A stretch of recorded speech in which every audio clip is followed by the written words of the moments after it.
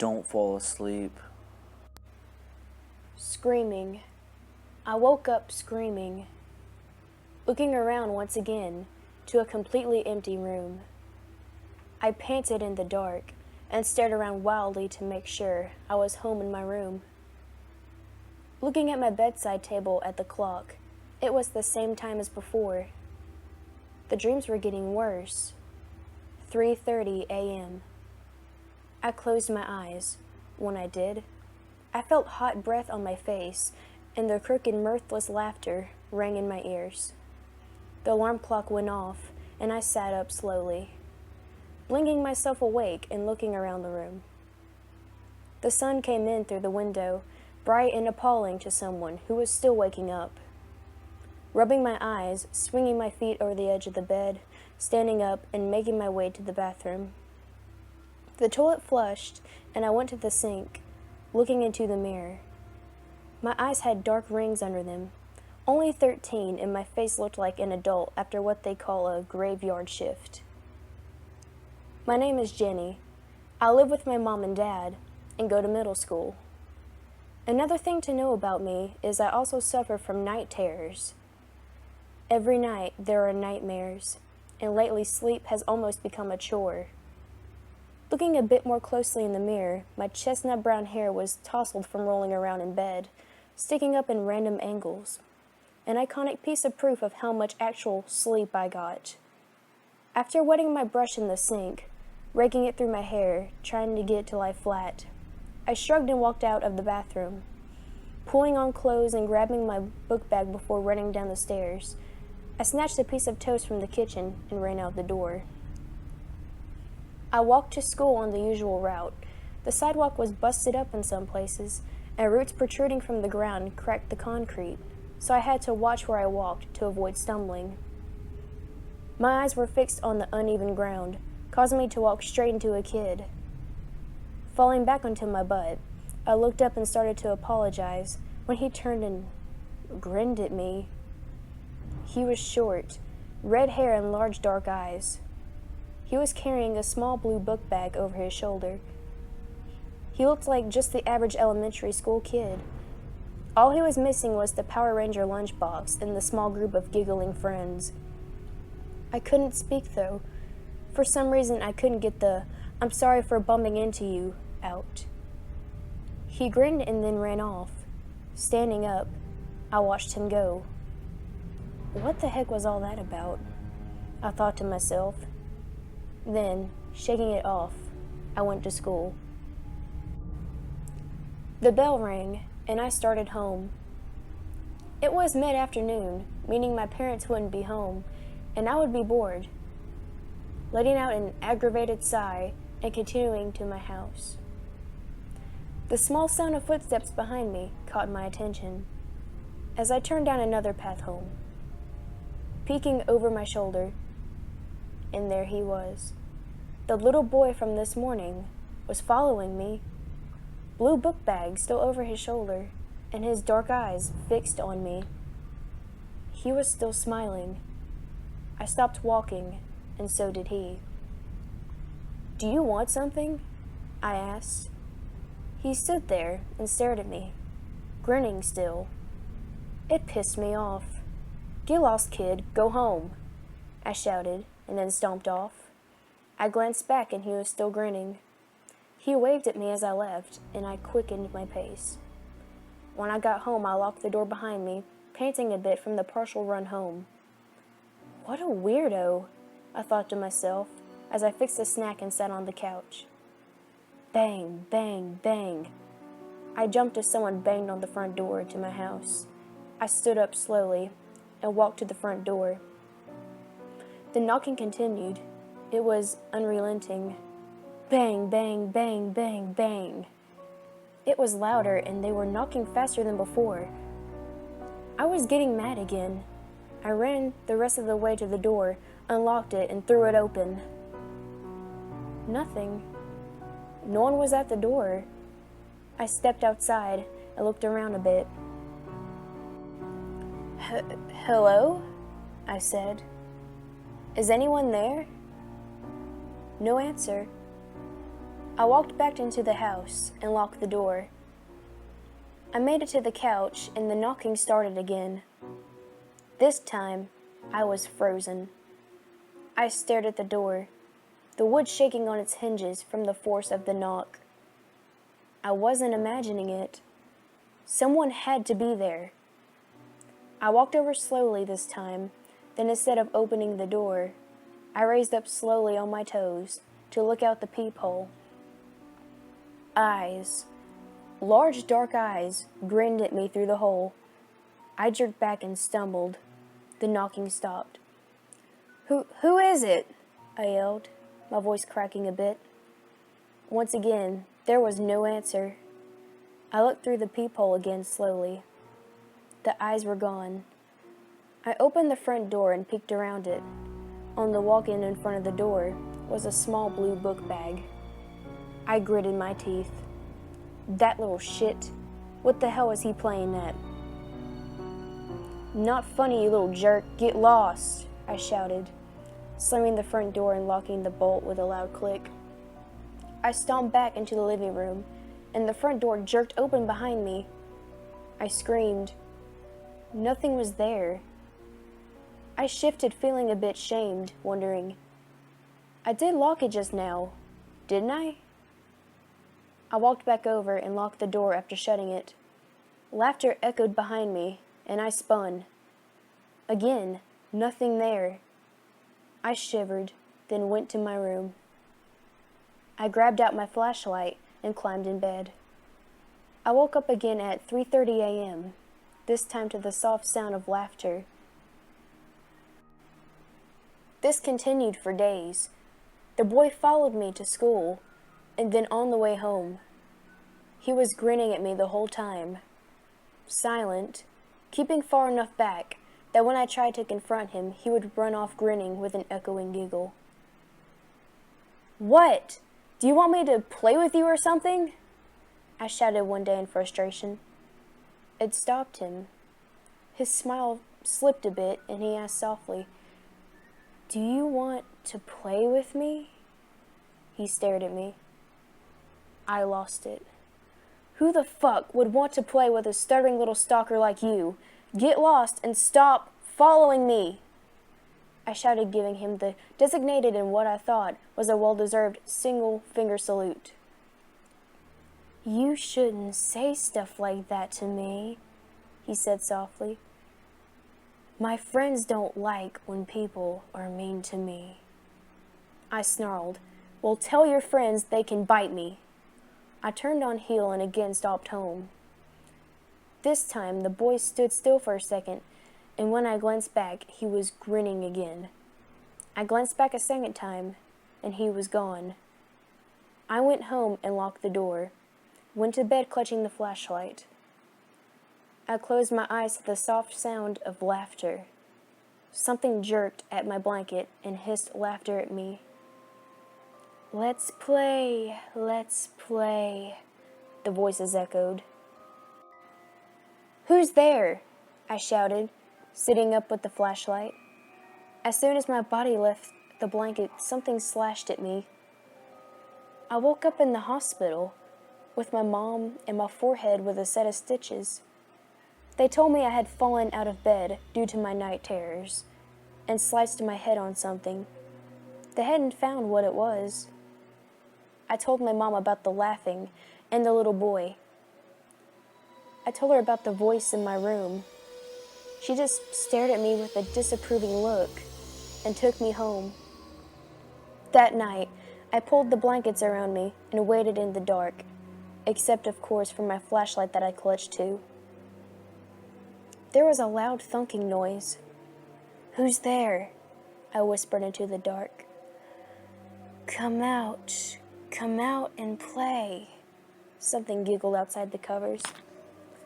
"Why should I come out?" I whispered back, answered with giggles and hissing. "We can't come inside. It's against the rules," the voice said, echoed by others now as if to highlight that it used the word we instead of I. "Fuck you," I said softly. There was no way I was coming out if they couldn't come under the covers. I tried to force myself into believing it was a dream, but the voices continued all through the night and into the morning. When the sun came up, the voices had gone, and I went through with my usual routine. The boy didn't follow me to school or home, but that night the voices were back, and again I stayed up through the night, clutching the flashlight until the sun rose. It had gone on for 4 nights in a row now. The laughing and the voices. I had told my mom, and she told me to stop it, that I was too old to believe in monsters. I shuddered and went to my room. I climbed into bed with my flashlight as always, and my eyes were like lead weights. I pulled myself further under the blankets and held tight to my flashlight, and my eyes shut slowly. I made sure that the blankets were tucked in around me, so nothing was sticking out. The flashlight stayed on as I slept. The next morning, I jerked awake at the sound of my mom shaking me. "Jesus Christ! John! Jenny is bleeding! John, hurry!" she shouted to my father, looking towards my bedroom door. Jenny, what happened? What happened to your arm?" she begged at me. I looked down, blinking slowly. Blood soaked the side of my bed. It was everywhere. Sticky, sweet. No one ever really says how blood is in real life. In the movies, it's red and thin, runny like water. In real life, it wasn't even close. And there is so much more in real life. The copper smell choked me as I made myself look down at my arm. Slices upon slices covered my upper forearm and hand. Pieces of flesh dangled, and my fingers were twitching on their own, showing the muscle and tendon rift. I felt dizzy and I tried to sit up, falling onto the floor. My eyes were trying to focus as I stared under the bed. Eyes grinned at me, large, dark eyes with huge, dilated pupils, but the space around showing too much white. Large, happy eyes. I heard a strange slurping, sucking, and the sound of something being swallowed. I watched a piece of skin disappear under those smiling eyes. Then there was darkness. I was released a few days later. My parents had me committed to the hospital for an attempted suicide. The doctors had told my parents my mental health seemed perfectly fine and to take me home. I had screamed and fought. The eyes weren't at the hospital. They were at home. I blinked heavily. The doctor had given a heavy treatment for anxiety, and the medication made me feel tired and lethargic. I tried to protest as my parents led me to my room to rest. They put me in my bed and tucked me under the covers. Mom, you can't leave me alone in here. Believe me, Mom, they'll get me. Mom, please." I sobbed at her as she turned to leave. She turned and looked at me with a small smile and tilted her head. "Now, Jenny, you know you are too old to be believing in monsters under the bed. Now get some rest, okay?" She slowly pulled the door closed behind her. I shivered and pulled myself into the center of the bed, pulling the covers closer around me with my good hand, making sure that this time I wouldn't let anything slip out on accident. I swayed and tried to keep my eyes open. I heard rustling around my bed and slow laughter. "She's back. Who's back? What's her name?